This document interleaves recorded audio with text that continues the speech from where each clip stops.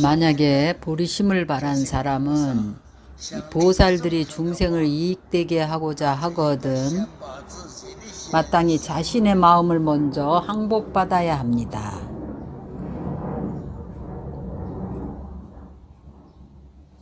종합해서 말하면 상에 집착하지 말아야 합니다. 범소유상, 개시 허망. 상이 있는 모든 법은 다 진실하지 않습니다. 모든 상이 상 아님을 볼 수 있어야 열애를 볼 수가 있습니다. 상에 집착하는 사람은 금강반야 바라미를 배울 수가 없습니다. 상에 집착하지 않는 사람이 비로소 금강반야 바라미를 배울 수가 있습니다. 이것은 종합해서 말한 것입니다. 부처님께서 바로 수보리에게 부처가셨습니다. 내가 네게 설법을 할 때에 집중해야 한다고 하셨습니다. 일체 보살은 마살은 큰 대자로 번역합니다. 보살 가운데서도 대보살입니다. 마땅히 어떻게 중생을 제도하고 어떻게 그 마음을 항복받는가?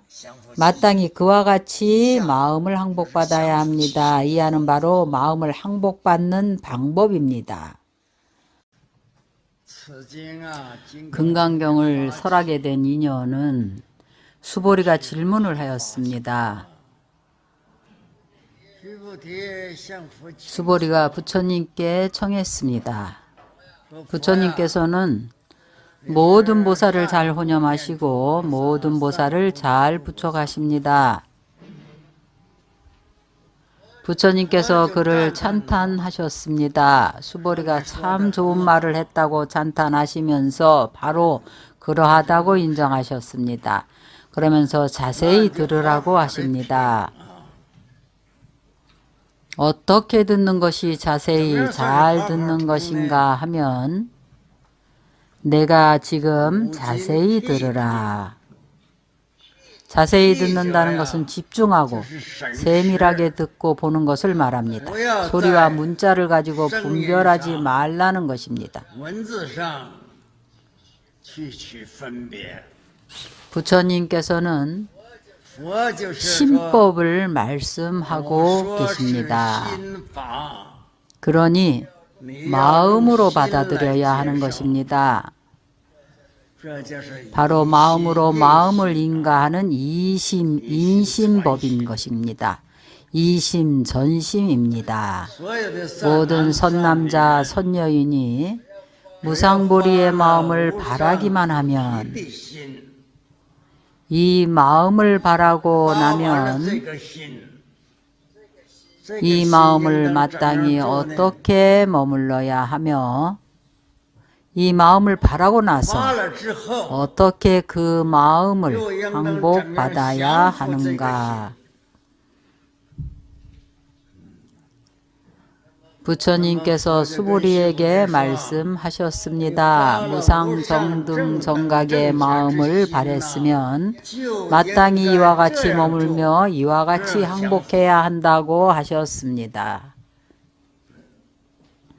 이와 같이 머물며 이와 같이 항복해야 한다는 것은 이어서 말씀하시려는 것입니다. 이것은 단지 수보리에게 말씀하시는 것입니다. 이와 같이 머물며 이와 같이 마음을 항복해야 한다는 겁니다. 수보리는 바로 부처님 말씀을 받아들였습니다. 그렇게 하겠습니다. 세존이시여 기쁘게 말씀을 듣고자 하옵니다.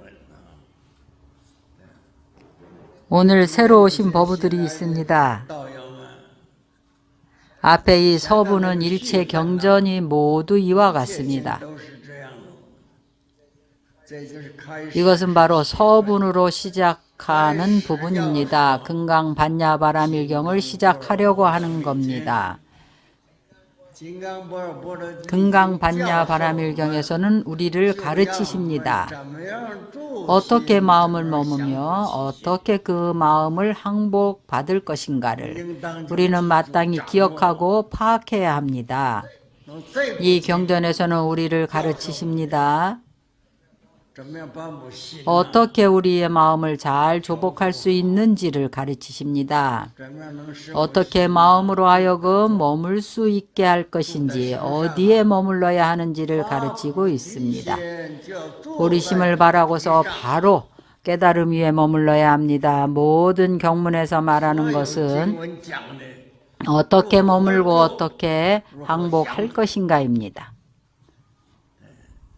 그래서 부처님께서 말씀하시기를 일체 보살 마하살은 마땅히 이와 같이 그 마음을 항복해야 한다고 말합니다. 중생은 여러 종류가 있는데 12가지 종류의 중생이 있습니다.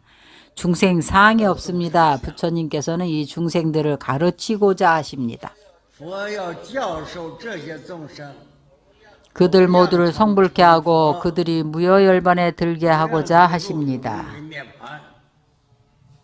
이것이 바로 우리가 어제 이야기한 것입니다. 이 안은 우리가 오늘 이야기할 부분의 시작입니다. 이와 같이 무량하고 무수하고 무변한 중생들을 멸도하고 중생은 무량하고 무수하고 무변합니다. 수량이 없습니다. 한량이 없습니다. 중생이 아주 많습니다. 우리가 말하는 이 중생은 테란스파를 포함해서 4가지로 크게 분류할 수가 있습니다. 앞에 방생연못에 있는 작은 모든 물고기들도 이 모든 물고기들이 다 불성을 구족하고 있습니다. 날아다니는 새, 금수들도 내지는 개미까지도 아주 작은 벌레까지도 모두 다 중생입니다. 이런 중생들이 다음이 있겠습니까? 그래서 중생들이 무량무변하다고 하는 겁니다. 그러나 최후 한마디는 실제로 멸도한 중생이 없다는 것입니다. 부처님께서 이렇게 무량무수 무변 중생들을 멸도했지만 멸도의 의미는 그들을 다 성불케 했다는 것입니다. 멸도의 의미는 바로 성취입니다. 그들을 제도에서 해탈케 한 것입니다. 이 부분 경문의 내용은 바로 부처님께서 중생과 보살에게 보리심을 발해서 중생을 이익되게 하라고 하시는 것입니다. 우리가 말로 하자면 한마디만 하면 끝납니다. 그러나 보살도를 행하고 중생을 이익케 하고자 하면 그것은 간단하게 한마디로 되는 게 아닙니다. 반드시 실질적인 일을 해야 합니다. 우리가 말씀에서 중생들을 제도하고자 하면 보살은 중생들의 소원을 성취시켜 주어야 합니다. 우리가 중생들의 소원을 성취시켜 줄 수 있습니까? 우리는 단지 마음을 냈을 뿐이고 보리심을 발했습니다. 점차적으로 보살도를 행해야 합니다. 그러나 반드시 인연이 있어야 합니다. 인연이 없으면 제도하기가 어렵습니다. 우리가 항상 하는 말 중에 두 구절이 있습니다. 불법 문중이 광대하지만 부처님 문중이 광대한 것은 맞습니다. 그러나 인연이 없으면 제도하기 어렵습니다. 그와 인연이 없는데 어떻게 제도할 수 있겠습니까? 먼저 그와 인연을 맺어야 합니다. 만약 우리가 길을 걸어갈 때에 허공을 나는 새를 보더라도 그리고 개미나 벌레들을 보더라도 보리심을 바라고 그들을 위해 발언해야 합니다. 내가 그들을 다 제도하겠다는 발언을 해야 합니다. 어떤 중생을 만나더라도 그들을 다 제도해야 합니다. 우리가 자주 그들에게 연부를 해주곤 합니다. 일체 중생을 보면 그들에게 연부를 해줍니다. 정근을 심어주는 것인데 이 또한 중생을 제도하는 것입니다. 그리고 보살도를 행해야 합니다. 그들을 성취하도록 도와주고 다른 사람의 어려움을 보거든 보살은 보리심을 발해서 중생을 대신해 고통을 받지 않습니까?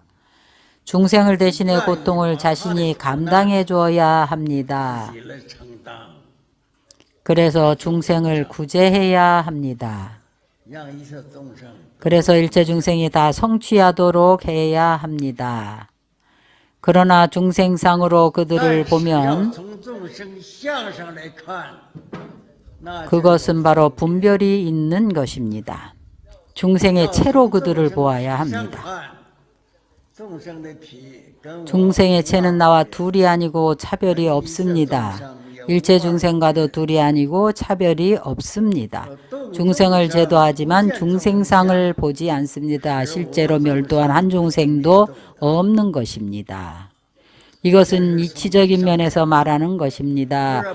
보살이 발심을 해서 중생을 제도할 때에 맞습니다. 광대하고 심원한 일입니다. 그러면 제도해야 할 중생이 있는 걸까요? 만약 보살이 제도할 중생이 있다고 본다면 이것은 바로 중생상을 본 것입니다.